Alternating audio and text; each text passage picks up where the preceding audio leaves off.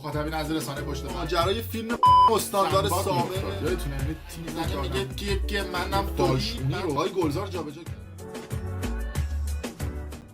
درود به مخاطبین عزیز، بنده امین فردین خوشحالم که به همراه تیمم بار دیگه با یک برنامه پشت پرده دیگه با شما هستم. امیدوارم که هر کجا این کره خاکی که هستید و صدا و تصویر من رو میبینید و میشنوید حال دلتون خوب باشه، جیبتون پرپول باشه و سالم و سرحال باشید. یه لباس ورزشی پوشیدم چون امروز حسابی میخوایم ورزشی در خصوص این چرا چون خیلی انرژی مصرف میکنه سحر قریشی افشاگری بکنیم. یه چند روزی هستش توی یوتیوب داره دست به افشاگری میزنه، دمش هم گرم و چقدر خوبه که مسیر ما رو هم بقیه دارن میرن و افشاگری میکنن. اما چقدر خوبه که این افشاگریه با صداقت همراه باشه. اما امروز من رفتم یه شیرموز توپ زدم، خورما هم خوردم، کمر رو صفر کردم که قشنگ برم تو کار سحر قریشی که یه ویدیو 1 ساعت خورده ای رو منتشر کرده. ما گذاشتیم توی کانال یوتیوب برنامه پشت پرده، میتونید ببینید و یه سری توضیحات داده که من خواستم روی این توضیحاتی که ایشون داده و راجب ما هم توی این ویدیو صحبت کرده، راجب تتلو هم صحبت کرده، یه سری افشاگری‌ها بکنیم و یه سری نکات رو به شما بگیم. اما ذکر این نکته اول این ویدیو خالی از لطف نیست که بهتون بگم من دیدم دیگه توی ویدیوهای قبلی میگفتن که چرا از تتلو حمایت میکنین، چرا از تتلو دفاع میکنین، نمیدونم تو خایمال تتلویی، نمیدونم عزیز. اولا که من قابل توجه دوستان 3 ماه با تتلو صحبت نمیکنم. هم من تتلو رو بلاک کردم، هم تتلو منو بلاک کرده. قابل توجه خیلی از دوستان که این قضیه رو نمیدونن و ما 3 ماه با هم دیگه هیچ صحبتی نمیکنیم. اما اون بحث شخصی و خصوصیه و حالا ما ممکنه که تو خلوت خودمون توی اصطلاحاً رابطه‌های خودمون با هم اختلاف نظر داشته باشیم، مثلا با هم دیگه صحبت نکنیم. اونم خب دست به بلاکش خوبه، منم دست به بلاکم از اون بیشتر خوبه. و این دلیل نمیشه که تو فضای رسانه ما نخواهیم این عدالت رو رعایت نکنیم. قابل توجه دوستان که میگفتن تو نمیدونم خیمالی تتلی و فلان، نه من از این حرکت‌ها بلد نیستم. من می‌خواستم خایمال باشم الان تو صدا و سیما ایران داشتم کار میکردم، تو یوتیوب نبودم. انقدرم خایه دارم. قابل توجه دوستان، اول خایه بودم بعد دست و پا در آوردم، چون اگر اینطوری نبود اینقدر افشاگری نمیکردم. روزی 10,000 نفر دارن بخوان راجع من تهدید بکنن و نمیدونم از این صحبت ها که البته رو ما این صحبت ها آنتن نمیده، یعنی اون کسی که الان بخواد به تهدید بکنه بره ته صف. این نکات رو اولش گفتم، این مقدمه گفتم چون یه عده فکر میکنم ما هم بچه سوسولا اینجا نشستیم صاف و ساده و از این صحبت ها و خیلی سیسیلی و نه عزیزم پاش بیفته نگم برات. خب حالا بگذاریم، این لاتبازی مجازی به من نمیخوره اصلا. عرضم به حضورتون که سحر قریشی اومد یه ویدیو افشاگری داد و اومد یه جوری خونه تتلو رو توصیف کرد که اگر 10% هم واقعی باشه انگار خونه تتلو زندان گوانتاناموه. یعنی یه چیزایی رو میگفت و یه صحبتایی رو میکرد که انگار مثلا یک زندانی جانی بوده که اونجا زندانی بوده و انگار هم هیچ کسی نبوده اونجا کمکش بکنه. تو ویدیو اگه برید ببینید میگه آقا منو برده بود تو اتاق، در اتاق قفل کرده بود، موهای منو زده بود. اینا تو ویدیوش میگه 2 تا نگهبان گذاشته بود پایین و بالا، خانوم بودن، مسلح بودن، نمیذاشتن کسی منو ببینه. من ساکمو گذاشته بودم، همیشه آماده فرار بودم. اون منو گرفته بود، هر روز منو کتک میزد. تو اون 6 ماهی که باهاش بودم کلا 40 دقیقه باهاش صحبت کردم. یعنی ادعایی که در قریش میکنه که 40 دقیقه با تتلو صحبت کرد. و اگر این ادعایی که میکنه راست باشه، من میگم تتلو چه آدم پس فطرتیه اگه این ادعایی که این میگه. چون این ادعایی که ایشون میگه با ادعایی که تتلو و مدیر برنامه‌هاش صلاحپور و امیر دیو و افرادی که نزدیک تتلو بودن ادعای دیگه ای میکنن. یعنی شما اگر میخوای این ادعاتو به اثبات برسونی بیا اون افراد رو هم شاهد نگرد، چون اینا تو خونه تتلو بودن، من با این افرادم در تماس بودم. بعد یه جا میگه که من اصلا گرفته بود منو حالا میذارم ویدیو شده یه 10 دقیقه‌شو براتون پخش میکنم، تیک‌های مختلفش. حالا اون قسمتایی هم که راجع ما صحبت کردم چیزایی میگه آدم کرکوپرش میریزه. حالا توضیح میدم تو ویدیو دیگه، بریم ببینیم. آقا 10 دقیقه‌شو من گذاشتم از دقیقه 1 ساعت و 15 دقیقه تا دقیقه حالا 1 ساعت و دقیقه مثلا 75 و 6 دیگه 1 ساعت و 15 دقیقه. ببینیم اینو کامل. هر جاش که نیاز به توضیح داشته باشه بهتون میدم. ویدیو کاملش هم هست، هم توی یوتیوب خود سحر قریشی، هم توی کانال یوتیوب برای پشت پرده گذاشتمش، میتونید ببینید. نگاه کنید اینو. طرفدارشو می آورد میزد جلوی من. یه بچه 40 کیلویی مثلا فکر کن دختر کوچولو رو ده میزد. بعد میگفتم من چیکار کنم نکنی. بعد به من میگفت نگاه کن. جان بعد من خب میرفتم اگه زندان اوینه یا شکنجهگاه، مثلا میگفت طرفدارا رو میاره جلو من تق تق تق تق میزده و بعد من نمیدونم، یعنی اون آدمایی که تو خونه تتلو بودن آدمای بی غیرت و بی ناموسی بودن. یعنی شما این حرفت خب خانم سرقریشی داره به تمام کسایی که تو خونه تتلو بودن میگی بی غیرت و بی ناموس، چون اگه یه کسی بیاد دست رو ناموست بلند بکنه و بری جرش بدی. من که اینطوری ام، فرقی برام نمیکنه تتلو باشه یا ایکس و وای زد باشه، یه کسی بخواد دست رو ناموس یه نفر دیگه بلند بکنه همونجا پارش میکنم. پس شما عملا داری با این حرفت غیر مستقیم به اون آدمایی که تو خونه تتلو بودن، حالا هر کی که بوده، میگی بی ناموس دیگه. حالا احتمالاً همین که شما میگی دیگه. بله سمتش دیگه میگم نکن. به خودمو میزد کاری نداشتم، ولی کسی جلوم میزد میرفتم جدا میکنم و گفتم که نکن و فلان و این حرفا. گفتش که میرفت پایین دوباره یه دور میزد میومد بالا اینجوری که میخواین دوباره کتک نخورین بیاین زیر تتو بشینید. ببین یعنی بیاین بشینید که فقط من بعد میشستم، بیاینی وجود نداشت. دوباره من حاضر بودم این بچه کتک نخوره، اون یکی چیش نشه، دوباره ما یه تتوی چرت و پرت چی بزنم. میگفتم هر کار دوست داری بکن، یعنی میگفتم هر چی دوست داری بزن عزیزم، به این دختر به اون یکی خودش انتخاب میکرد. رو کوک بود میگفت آره اما اینو بزنه خیلی قشنگه، اونو بزنه. میدونی من فقط ساکت بودم و هیچی نمیگفتم. گفتم تاش دیگه داشت تتوی دیگه این دردش میگرفت. من خواهش کردم برای بار 40م که این برم زخمه اون برم جره پاره است، بیان اینجا رو واسه من بی‌حسی بزنن. گفت بی‌حسی تو این خونه فوش خار مادره، کسی تو این خونه بی‌حسی نمیزنه. بدون بی‌حسی به کسی که اصلا بک‌گراند کار نبود گفت اینو بزن. و این دختره داشت همزمان اشک میریخت، اینو میزد با خواهرش حرف میزد. آره من نمیتونم، خواهرشم تتو آرتیست بود، من نمیدونم چه گویی بخورم. یعنی فیلم هندی داره تعریف میکنه. بازیگر دیگه، سناریو نویس خوبیه. این چیزی که تو داری صحبت میکنی توی هالیوود و بالیوود هم قفله. آره من خب مینیمالش گله کجی نه خواهر جان. خب حالا بقیهش اون میومد چه خبره، دوتا البته میزد، دوباره این دستاش میلرزید زنه گنده دوباره و بقیه تتو. یعنی اصلا فکر نکنید که تا اینکه حالا این وسط بچه بماند که من هی بهش میگفتم من میخوام برم و آقا بکش بیرون و ولمون کن و من مثلا با تو کاری ندارم و من به کسی چیزی نمیگم و این همش میترسه من شکایت کنم. گفتم من شکایت نمیکنم، به کسی چیزی نمیگم و میخوام برم. گفت کبودیات خوب شه برو. آقا کبودیات خوب شه برو، تتو تموم شه برو. سر تا پای منو لاین کرد که منو نگه داره. یعنی تیانا این پای منو یه لاین میزد، لاین یه اینقدر تتو روی این پام. خب این لاینه گفتیم تموم شد. ببین باورتون نمیشه انقدر همه جای من زخم بود، بسته بندی بود و کل بدن منو اصلا تو فکر کن تو 6 ماه کاری که با خودش تو 20 سال کرده رو تو 6 ماه داشت با من میکرد و انقدر همه جام زخم بود و کتک خورده بود. یعنی هم درد و کبودی و کتک ها و فلان، هم زخم تتو و اینا. تیانا سوزنشو، یعنی یه جا دیگه تیانا قصه خورد، یعنی تیانا کمکم کرد. بپرسین ازش، این سوزن تتو رو میزد روی پام، دست و پام اینجوری میپرید. یعنی انقدر بدن من سوزن خورده بود، کتک خورده بود، انقدر درد وارد بدن من شده بود بچه‌ها، بدن من جون این که یه سوزن بخوره نداشت، دست و پام اینجوری میلرزید. یعنی این چیزی که شما داری میگی من یاد خاطرات کسایی که اسرای جنگ 8 ساله ایران و عراق بودن و راجع به شکنجه ها صحبت میکردن و نمیدونم میبردنشون تو اون اتاقا، اینا تو اونا هم قفلا. بعد سلطان یه سوال فنی من از شما دارم، چرا شکایت نکردی تا الان از تتلو؟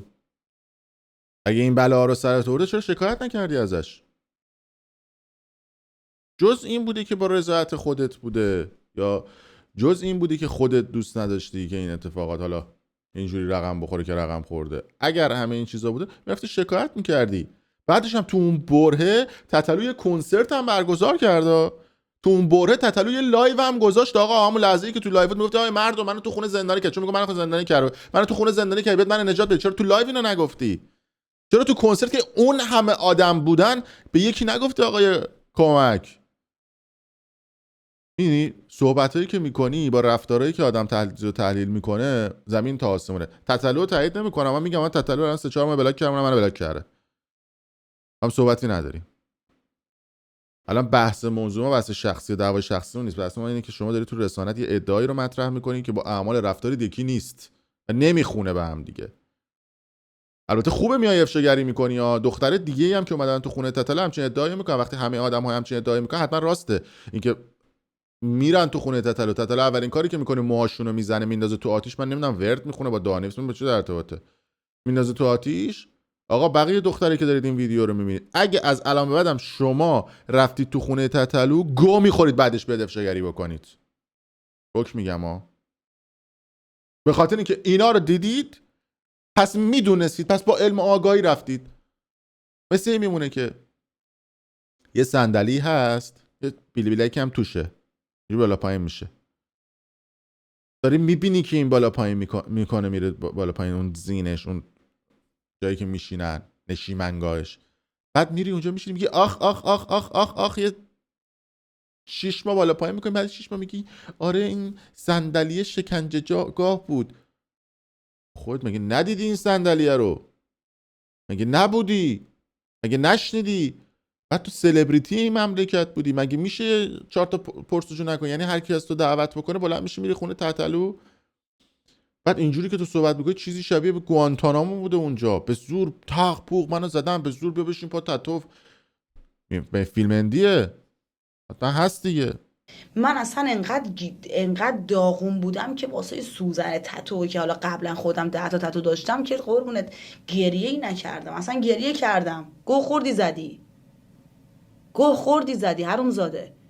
من اصلا ناراحت بودم. اصلا هرچی تو میگی، تویی که اومده میگی من انقدر کثیفم و بدم و بو میدم و حاجی منو تهدید میکرد که الان میرم. آره اونو من قبول دارم. تتلو اومده گفته که نمیدونم این دختره اینجاش بو میده اونجاش که آقا این چه عادت زشتیه. هر دختری اصلا چه تتلو باشه چه هر کسی دیگه ای باشه، شما چرا این حرکت آقا تویی که نمیگی من گیاهخوارم، من نمیدونم کارما رو معتقدم، یین یانگو معتقدم. آقا من نمیفهمم این قضیه رو. چرا هر پسری میره پیش هر دختره حالا بهش میده یا نمیده یا هر چیزی، چرا بعدش میاد میگه طرف بود تنمایی میداده، طرف فلان بوده بیسان بوده. اینا من نمیپسندم. مثلا تتلو میگه اینجاش عملی بوده اونجاش عملی بوده. آقا اگه اینجاش عملی بوده میگه بعد 2 روز، خب بعد 2 روز پرتش کن از خونت بیرون. ای تو کمیته امدادی؟ مگه تو نمیدونم سازمان صلیب سرخی یا سازمان مللی که به افراد میخوای کمک بکنی؟ پس وقتی که کمک میکنی دیگه بعدش هم نباید به ادعا رو بکنی طرف نمیدونم کونش کج بوده، راست بوده، عملی بوده، اینجاش جای یه پسر بوده، اونجاش جای پسر بوده، اینجاش اسم یه پسر دیگر رو تتو کرده. اینا هم من انتقاد میکنم. دیگه فهمیدم، من یوتیوب فهمیدم. من میرم تو یوتیوب مینویسم که سرقرشی بو میده و میرم جای ناموسی حرف میزنم. الان میرم همینجوری با همین ادا الان میرم میگم تو فلان. اصلا خب ببین زشته دیگه، واقعا زشته. من اون موقع تو اون شرایط واقعا حالم بد بود و قصه میخوردم که چیکار باید بکنم که این نگه. مجبور بودم به هر چی که میگی گوش بکنم، مجبور بودم گوش کنم، مجبور بودم وقتی طرفدارش جلوی من میزنه کتک میزنه لختش میکنه، مجبور بودم بمونم تو اون خونه خفشم، مجبور بودم دعوا نکنم، وگرنه زدن و کشتن من اینجوری بود. یعنی اصلا از خودم دفاع کردم. یعنی اگه پلیس میاد میدید که من از خودم دفاع کردم، میدید شکنجه ها رو. کاتر سیگار برگشو اگه طرفدارش یواشکی پاشو نمیذاش روش با کفش آروم، انگشت من الان نداشتم. اون شبی که با قیچی اومد موهای منو شروع کرد زدن، منو گرفت از طبقه بالا موهای منو گرفت کشون تو پله، فقط کتک زد و 4 تا دختر فقط جیغ زدن. خواهر گندش فقط جیغ میزد. ببین پسرا و کسای دیگه هم که ماشاءالله بی‌ناموس بودن، هیچ کسی هیچ کاری نمی‌کرد. بچه‌ها مجبور بودم سکوت کنم چون قیچی دست یارو بود، چون فلان چون راهی نداشتم. کیف اون موقعی که گفتم من میخوام برم، اون کیف مدارک منو برداشت، هم پاسپورتم توش بود، هم پولم توش بود، هم گوشیمو گرفته بود. من چی داشتم کنم؟ تاش پیش خودم میگفتم اوکی من میرم مثلا سفارت، ولی چه جوری برم از این شهرک بیرون با این پایش دست و پای شل؟ خیلی خیلی چیزایی هست که بخوام توضیح بدم، یعنی داستان توش در نیاد. ولی بخوام مو به مو بهتون بگم داستان همون آقای کنسرت گذار الان باید وقت کارمو پس دادن شما هم هست، با اینکه جز احترام من به شما گذاشتم شما به من، ولی داداش شما وقتی که میرفتی میدیدی این صحنه ها رو کاری نمی کردی، تویی که شاهد این بودی که با من چی کاری چه بلاهایی سر من میاره هیچی نمیگفتی، تو گناهکاری. تو الان باید کارما پس بدی، حالا یا مالی پس میدی یا یه جور دیگه. تویی که وقتی دخترای دیگه شکایت میکردن پول میدادی، پلیسا رو میخریدی، ترکی حرف میزدی، تو الان باید جواب بدی داداش. بکش بیرون پاتو، کارمای بد سنگین باید پس بدی، پاتو بکش بیرون، یه جا بیا یه خدمتی بکن در مقابل این دخترها. و من که گذشت از بقیه، خدا وکیلی کاری بکنین. یا بقیه که همه رو بیرون کرده، نه بیرون کرده که دروغ، یه موضوع بیرون کردنه، همه فرار میکنن، همه خودشون میرن. این آدم میاد میگه من بیرونشون کم زدم گفتم برو، نه دروغ میگه دروغ میگه. حالش رو میزنه زیر گریه، اصلا میبینه فلانی رفت از وحشت و ترس، از ترس تنهایی، از اینکه بیرون نمیرم که آی به من انرژی مردم. نه، تو بیرون نمیری چون دشمن زیاد داری، تو بیرون نمیری چون خیلی ها رو اذیت کردی، خیلی دخترها رو زدی و داغونشون کردی، خیلی عقده دارن بهت، تو از ترست بیرون نمیری. تو از منم میترسیدی. من بعد از اینکه اومدم از اون خونه تونستم بیام بیرون، تو دست و پات داشت میلرزید. 50 نفر خونت دعوت کردی که خونه تا خالی نباشه، فکر کردی مثلا من اینقدر احمقم مثلا همونجا همون موقع بگم وای برید کمک. نه، خیلی صبورم. دیدی که یه شب از ساعت 3 بعد از ظهر من کتک خوردم تا 8 شب. یعنی ببین این دیگه ولک، من بچه عوازم، تا آبادان 40-50 کیلومتر، یعنی ما 45 کیلومتر 50 کیلومتر با بچه ها آبادان راه داریم. شما بچه تهرانی تا آبادان 600-700 کیلومتر راه داری دیگه، واسه ما رخیاره نه هیچ چیزی از ساعت 3 تا 8 و 9 شب. و طرف قهرمان ام ام ای هم باشه، بوکسور هم باشه، فایتر هم باشه، 6-7 ساعت بخواد کتک بخوره میمیره. هر کی میخواد باشه، هادی چوپان هم باشه بخواد 2 ساعت کتک بخوره میمیره. بعد تو میگی من از 3 و 4 کتک خوردم تا 8 و 9 شب. ببین ادعا نمیخونه به هم دیگه، این احتمالاً قاطی زدی. خب که چی فکر میکنید که چی تئاتری بودا، واقعا تو دلم میخندیدم تعریف میکنی، ولی خب شاید هم حقیقت از ساعت 3 بعد از ظهر تا 8 شب کتک خوردم. بعدا به خاطر چی؟ به خاطر اینکه میگفت به من سجده کن، من خدام، همه به من سجده میکنن، باید به من بگی سلطان. اگه اینو میگفت یعنی آدم عقده‌ایه دیگه. میرفت این صندلی طلاییشو بغلش یه دونه تاج پلاستیکیه و اون عصا چوبیه که مثلا من یه بار توی جواب دادن بهش مثال زدم، عصاشو برمی‌داشت راه میرفت، میخواست مثلا ایجاد رو با وحشت کنه، نمیدونم حاجی من خندم میگرفت. یعنی طنز بود قضیه، وسط ملودرام طنز بود. من میفهمیدم این طبیعی نیست این کاراش، ولی حاجی از ساعت حاجی میکنم من از ساعت 3 بعد از ظهر تو گرفتی منو زدی بابت چی؟ هیچی. هی میگم چرا منو میزنی؟ هیچ جوابی نداری بگی. اصلا چرت و پرت. بعد داستان میتراشید، بعدش داستان مینوشت توی یوتیوب. آره دوستای من 2 دختر اومدن اینجا، من به خاطر این گفتم بیان، بعد دوست من نیاز به کمک داشته، این نمیدونم نره پولیشه فلان. اصلا این حرفا چیه؟ چرت و پرت داره میگه. 2 تا دختر رو برداشته بود سر آهنگ آخری، میگفتم تو با آلبوم بودی آهنگش دروغه بقیه‌اش راسته و هم دیسا خودشن.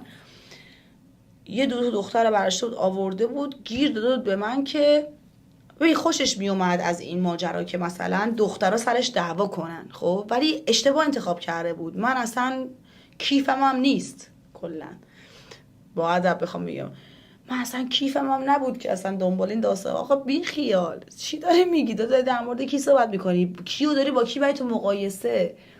دختر رو برداشته آورده، 2 تا دختر آورده. خب اینو قبلا پولشون داده بود، قبلا داستان خاطر داشتن. دختر خودش به من تعریف کرد، گفت ما قبلا بودیم و فلان. دید اصلا من تو فاز اون در و دفاعی که قبلا کنار این جنگا رو به پا می‌کرده اصلا نیستم. کلاس من، شخصیت من، یارو اصلا اومد تو ما رو دید فهمید اصلا ما اون چیزی که این تعریف میکنه نیست داستان. و کلی هم گفتیم باهاشون خندیدیم و گفتم من بخوابم و یهو اومد گفتش که چرا دوستای من تحویل نمیگیری فلان، چرا تحویلشون اینا قراره اینجا بمونن، اینا قراره اینجا باشن فلان باشن، چی حسودیت میشه اصلا بابا تو کی هستی اصلا، من اصلا با تو چی کار دارم، من میخوام برم خونمون، من 3 روز اومدم اینجا، تو منو داری نگه داشتی، هم کتک زدی و ترکوندی منو، اصلا تو شکنجه کردی منو، این بلاها رو سر من آوردی و توقع داری که مثلا چیکار کنم الان، همون نقشی که نوشتی و بعد بازی کنم جلو مردم، مثلا پشت مردم مثلا بگیم هیچ. بچه‌ها خیلی اتفاقات عجیبی افتاده تو این خونه. من فکر می‌کنم از این ویدیو بعدا نمیگم کاش اینو میگفتم، کاش اونو میگفتم، اینو یادم رفت اونو یادم رفت، بعدا اگه پاش بیفته دوباره بخواین براتون ادامه یه سری چیزا رو هم میگیرم، ولی میخوام بهتون بگم 6 ماه من اونجا عذاب کشیدم. این آدمه خیلی آدم عوضی دروغگوییه. بعد به من میگفت چرا ورزش نمی‌کنیم، این از قبلش من پرسید برنامه چیکارا می‌کنی سحر جون فلان، گفتم والا من از سینما خسته شدم، یه خود دیگه بالاتر از این نمی‌تشیم که چه اتفاقی می‌خواد برامون بیفته. ما سینما دیگه میریم سمت پیر شدن و دیگه میشیم پیشکسوتش، دیگه اتفاقی نمیفته، پول بیشتری هم در نمیاره و اینا. میخوام سینما رو، برنامه‌ام اینجاست که برنامه‌ام اینه که من یه سال این دفتر سینماییمو اوکی کنم، بدونم خانواده‌ام اوکی ان و از اسمم استفاده میکنن، بعد دیگه از ایران میخوام برم پیش بابام، برم پیش عموم اینا و یه زندگی طبیعی داشته باشم. این حرفایی که الان میزنه کلا تو همون 10 دقیقه چیز بوده، مکالمه که اون 3 روز اول من داشته، بقیهش فقط فوش میداده و کتک میزده و هیچ صحبتی بین ما رد و بدل نمیشد، من کسی حرف نمیزدم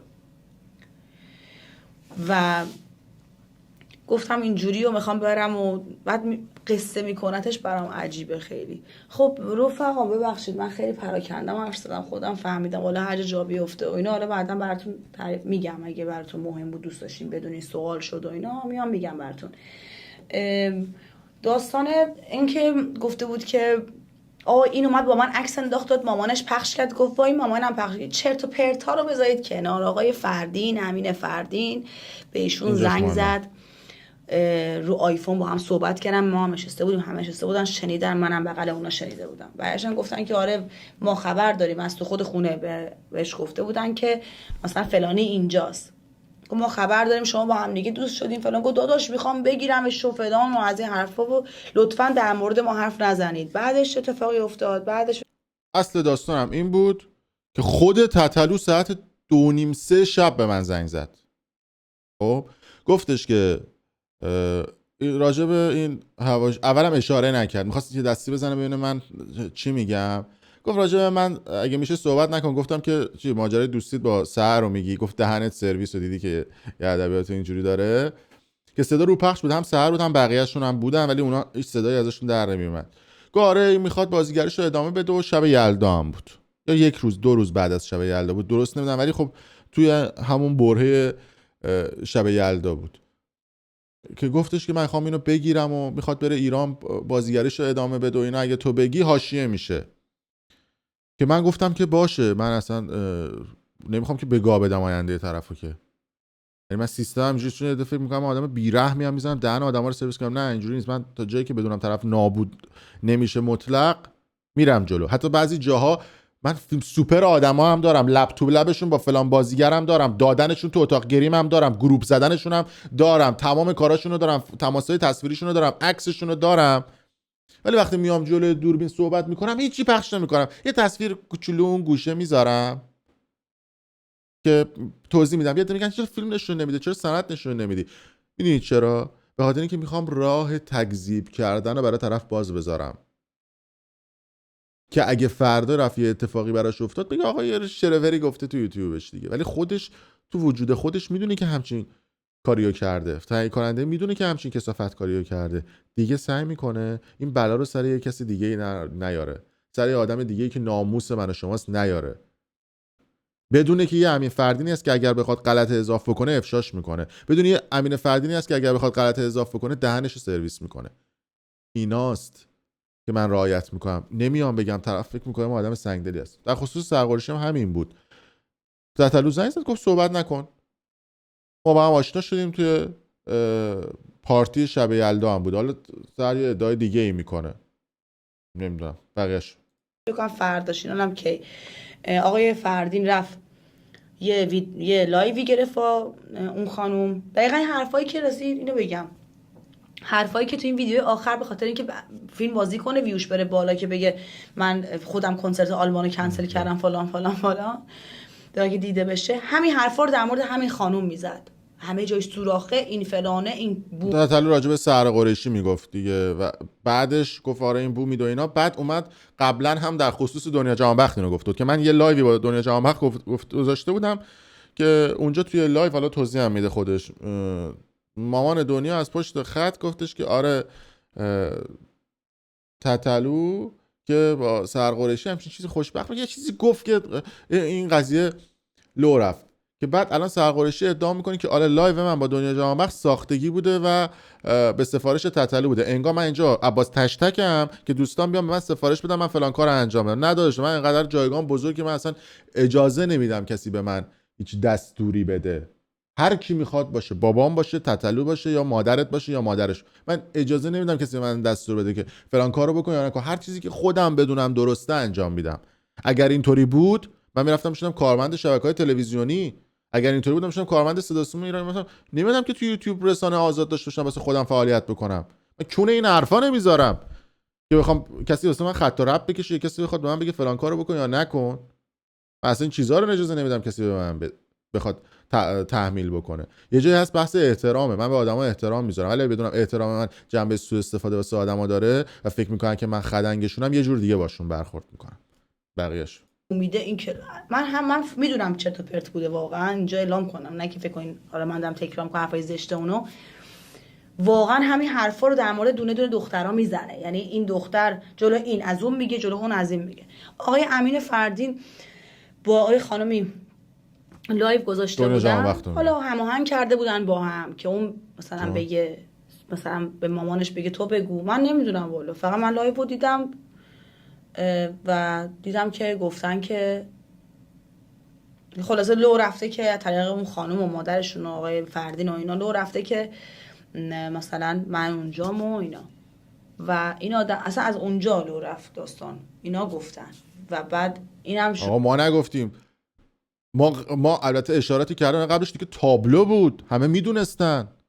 بعدش هم خود تتلو آهنگ خونده بود، نمیدونم سر نمیدونم رنگ چشمای این صحبتا، خود تتلو آهنگ خونده بود.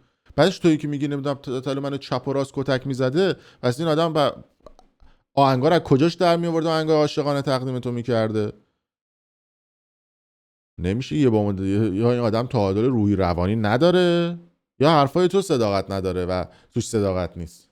شروع کرد فوش دادن و من الان زنگ میزنم فلان میکنم هیچ گویم نخورد که من گفتم اینا هماهنگ شده بوده، قطعا این با امین فردین خیلی رفیقه، همونجوری که امین فردین اومد گفت سحر قریشی هماهنگ شده.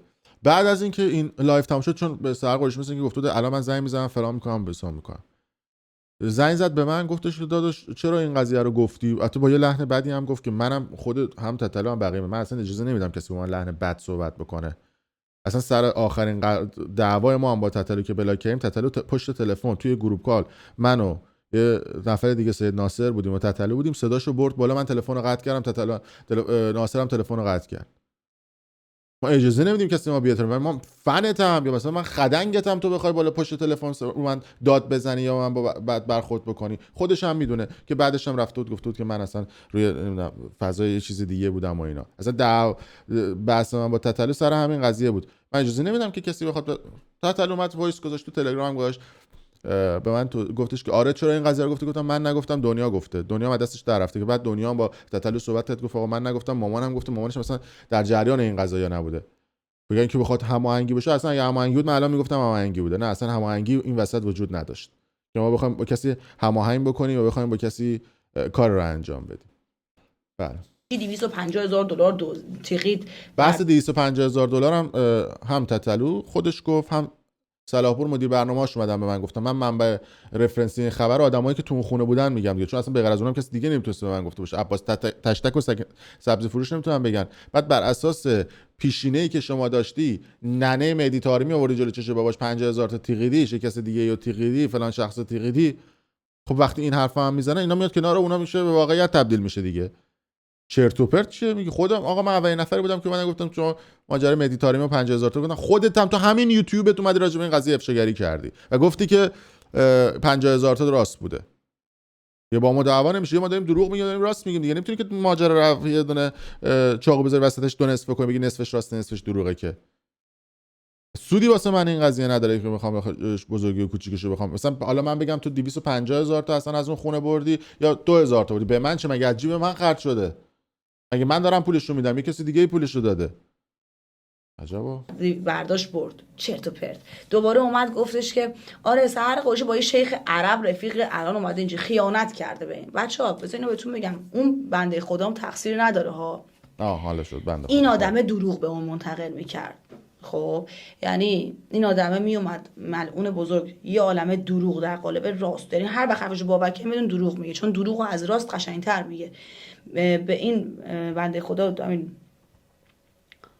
آقای امین فردین میگفت، امین فردین هم خب داره پولشو از این رو در میاره دیگه، اونم بیاد یک کلاق میکنه و پولش از این آدما گشنه ایم و بی پولیم. پولمون آقا من یوتیوب پول در میارم، دمم گرم. مرسی از شما دوستانی که دارن دنبال میکنید، ترسی هم ندارم. مرسی. نه باج بگیر عربستانم، نه ایرانم، نه اسرائیلم، نه ایکسم، نه وایم، نه غلام به حلب گوش. رئیس خودم هم تو یوتیوب یه پلتفرمیه که همه دارن فعالیت میکنن، ما هم فعالیت میکنیم. هر چقدر بیشتر صداقت داشته باشم، هر چقدر بیشتر به مردم راست بگم، مخاطبم بیشتره. پس صداقت بیشتر من، راستگویی بیشتر من، اعتماد بیشتر مردم به من، چون به هر حال من یه ویدیو بگم، دو تا ویدیو بگم، یه هفته بعد، یه ماه بعد، 6 ماه بعد مشخص میشه دیگه. پس بعد از اینکه مشخص بشه، اعتماد و صداقت مردم به من بیشتر بشه، مخاطب بیشتر میشه. مخاطب بیشترم همراه با پول بیشتره. پس صداقت منه که برای من پول میاره و دم اون آدمی گرم که یه همچین فرمول پیاده کرده تو این جهان هستی. در خصوص شما هم همینه. پولی در بیار انگار ما مثلا اینجا داریم از گشنگی میمیریم و صحبت‌ها و حالا با فنای حالا مدل خود ماها که تو فیلمامون مثلا میزنه، میاد مثلا فن میزنه و اینا رو گذاشت بغل هم چسبوند و استوری منو آورد و اونم یه قصه ای واسه خودش درست کرد. آقا در خصوص اینکه شما با یه شیخ عرب بودی، خب من ویدیوهاشو گذاشتم، حالا فلش بک بزنم برام ویدیو پیدا کنم با عربه بودی، استوریاتو گذاشتم کنار استوری اون جایی که با هم دیگه میرفتید، نمیدونم خبرایی که به من تو دبی میرسید. حالا یه دوست پسر پیدا کرده، حالا رفیقمونه این دوست پسرش، اول اسمش هم مرتضی، گفته به کسی نگه، ما هم نمیگیم، ما اصلا دهنم قرص جیک نمیذارم و اینا. شما اصلا نه ولش کنید. بعد گذاشت که مثلا من اینجوریم، مثلا من خیانت کردم. ما بی رو فرستادیم، خیلی بی ادبی میکرد. بی ادبی من چی بود؟ این که باهات نخواستم باشم بی ادبی من بوده؟ من یک کلمه با تو حرف نزدم که. فرستادمش با طرفدارام و پول و فلان و اینا، فرستادمش دبی. بچه‌ها اصلا هم چیزی نیست. قصه دبی اومدن من اصلا اینجوری نبود. من 4 روز آخری که آب و غذا به من ندادن، تنها کاری که کردم، چون بدون آب و غذا به من ندادن 4 روز، خب میزد تو دهنم، میگرفت صورتم، قرص تو دهن من میذاشت، من قرصه میمون تو گلوم، سرفه که میکردم، عق که میزدم میومد بیرون. بچه‌ها 1/4 یک قرص سفیدی بود و تو اون اطلاعاتی میخواد شکنجه بده، قرص به زور میده به آدم ها، یا بعد قبل از اینکه بخواد اعدامشون بکنه یه دارو بهشون میزنه که راحت باشن، ریلکس اعدام بشن. این دقیقاً داره همون رو تعریف میکنه. اینقدر فیلم دیده، سناریو خونده، داره فکر کنم همون سناریو و فیلم‌ها رو تعریف میکنه واسه مردم. خب 4 روز من اینا رو چیدم، این یه دونه قرصه که این نصف کرده به من داده و منو لش میافتادم گوشه. این هی منو میزد، من دیگه قدرت زدن اینو و دفاع از خودم و یا مثلا گرفتن صورت و سر کلم و واقعا نداشتم. خب یعنی این بلا رو سر من می آورد. من 4 روز آخر که این قرصا رو نخوردم، یه چای برای من آوردن بالا، این دختره بعد 4 روز چی هم براشون من یه چای آوردم. بعد اونجاست یکی از این خدنگا برای من چای آورد بالا. من تونستم چای بخورم. آقا فکر کنم بعد 4 روز هیچی نخوردن چای رو آقا هر انسانی 24 ساعت هیچی نخوره میمیره.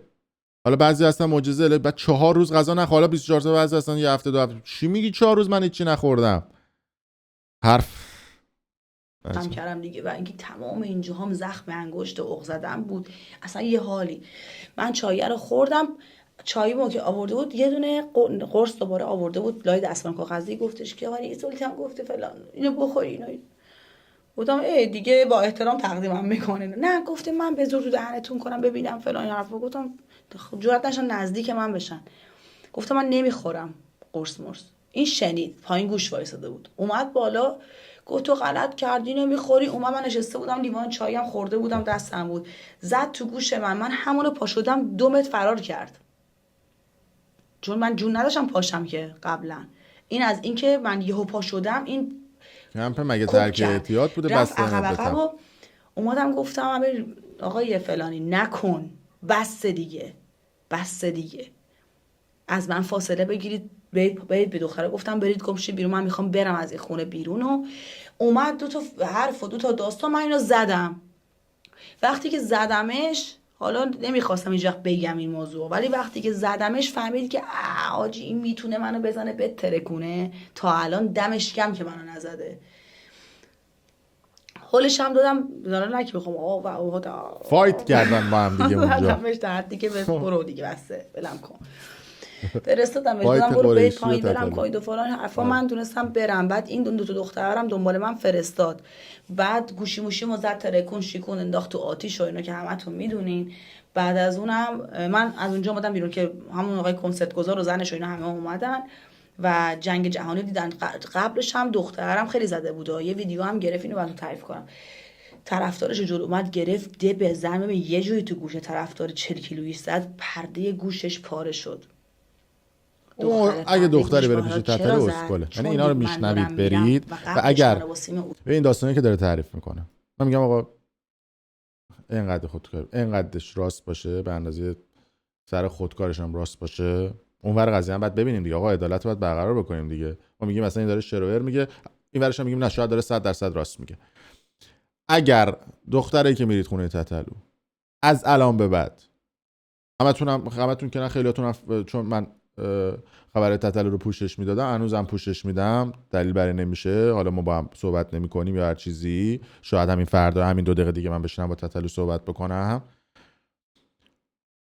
دشمنش که نیستم، هم دشمن منه، تا اختلاف ریز شخصی با هم دیگه داشتیم.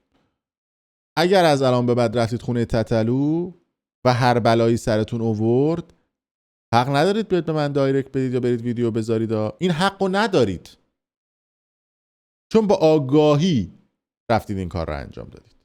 تو زده بود تا جایی که شلوار و لباس تنم بود، انقدر باد که عکساشو همه رو دارم، انقدر باد کرده بود سیاه شده بود. پخش کن عکساشو، پخش نمی‌کنی. یه دونه از اینا که همون رو شیشه و اینا بود، چشاش کاسه خون بود، زده بود خورده بود این ساق پای من و الانم هنوزم جاش مونده چون عضلم پاره شده. زده بود اینجا که مثلا پاچه شلوارم بالا بود، زده بود اونجا. این ترکید خون اومد و این به خاطر این اتفاقه. و دید من دارم میرم، هم بعد اون چاییه که خورده بود و دید من دارم میرم و اینا، یه ویدیو گرفت، طرفدارش آورد زد، گفت پلیس اومد، مأمور اومد، اتفاقی افتاد، کی اینو زده؟ میگفت من. چک میخورد میگفت کی اینو زده؟ من سلطان، من دوباره فیلمی ها الان میخنده. من اون موقع داشتم قلبم داشت واسه این بچه پاره میشد، فکر نکنید. بعد خوابوندش روی تخت و سجده گفت بکن به دختره و سجده کرد و منم افتاده بودم روی تخت و ویدیو میگرفت، فوش خار مادر و فلان ویدیو میگرفت که چرا افتادیم به جون هم دیگه. یعنی تتلو خودش فکر کنم پیامبر میدونه یا خدا میدونه که این افراد برن بهش سجده میکنن. اگه خودش رو خدا میدونه و شما آدما میرید بهش سجده میکنید، شما اسکلی بیش نیستید، با احترام به همتون، و کسخلی بیش نیستید، با احترام بازم به همتون. مثلا برای آیندگان گرفته بود، چرا افتادیم به جون هم، مواد میخواین نشه بگین آدم براتون جنس جور کنه بده، چرا به جون هم میافتین؟ که مثلا نشون بده که من و یه دختر دیگه ای زده و یه بچه انقدی مثلا زورش به من رسید و ما با هم دیگه دعوا کردیم، چون دید در من که نمیتونه جلوم وایسه، من دیگه دارم میرم و دیگه فهمید که قرص مرساشو نخوردم کاملا. تو من دید، تو صورت من دید که بمونم کشتمش، یعنی قشنگ دید که سحر بمونه، سحر قریشی فیلم سینمایی هندی با شرکت سحر قریشی و شرکا قتلش هم وایساده که من وای میستم شاید تو رو بکشم، یک جهانی رو نجات میدم از یک کثافتی مثل تو. خیلی نمیخوام میدونی فکر کنید که دارم یکی رو منفور میکنم، ولی همینقدر کثافت و منفور حتی بیشتره. الان دارم نگاه میکنم یه سریال با خود با مداد قرمز دارم، بچه دورش مداد قرمز علامت میذارم که نمیخوام بگم، چون خیلی ویدیوم چک میشه و خیلی کثافت میشه و فقط میخواستم بهتون بگم که توی این تایمی که من سکوت کردم، تحت درمان بودم. این آدم تمام هدفش این بود که تو کنسرتش رو پر کنه، تنها هدفش این بوده. نمیتونید بگید که آقا تو داری میری از این بالا یا اون از این عمم میاد بالا، اصلا همچین چیزی نیست. اون آدم از این آرتیست دیگه ای که طرفدار داره و جز 5 تا اول ایرانه و دخترای ایرانه استفاده کرد که کنسرتش رو پر کنه. این آدم نامردی کرد. شاید مثلا منم نامردی میکردم، شاید یکی دیگه هم نامردی میکرده، فرق نمیکنه. حالا قرعه خورده به اسم من و این آدمه. دیگه کارمای اون آدما گرفته دیگه. این که آره استفاده کردن، من قبولم. به حال تو هم به حال آدم معروفی بودی، میشناختنت. شاید حالا به اندازه تتلو بیشتر یا کمتر، به حال جفتتون سلبریتی بوده. این که این از اون استفاده کرد، اون از این استفاده کرد، توی این قضیه شعبش به شما نمیخوره، اصلا به شما آنتن نمیده اصلا این صحبت. ولی این که دارم میگی من مجبور بودم و 6 ماه اینا، این برای من مسخره است. اینکه شما اگه این همه شکنجه رو کشیدی و اون آدما دیدن و اگر این صحنه‌ها رو دیدن حرف نزدن، اون آدمای بی‌ناموسی ان. و نکته بعدی، اگر شما این همه اتفاقات افتاد، چرا نرفتی همون لحظه شکایت بکنی و چرا بعدش شکایت نکردی؟ و نکته مهمتر از همه اینا، اگر همه این اتفاقات برای تو افتاد، چرا تو لایوایی که گذاشتن نیومدی صحبت بکنی؟ چرا تو این لایوایی که صحبت شده بود و خودت هم تو لایو مردم اینجور زندانی‌ام. آدم زندانی همیشه به دنبال راه فرار میگرده. در بدترین شرایط هم همینطوری هستش. تو دیگه اصلا بحثت فرق میکرد، اصلا یه سلبریتی بودی. و موضوع ویدیو کاملش رو هم سر تو یوتیوب خودش گذاشته، این صحبتاشو میتونید ببینید به رسم کپی رایت و به رسمی که باید رعایت بشه.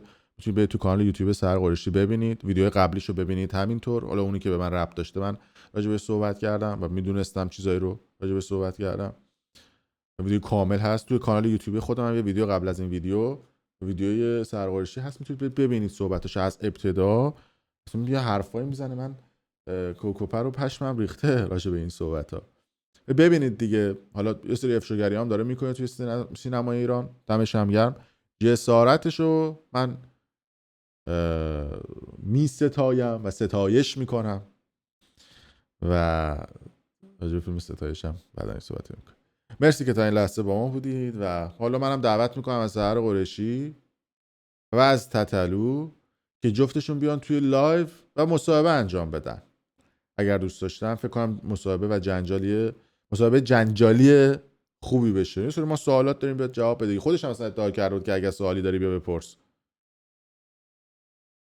خیلی مخلص.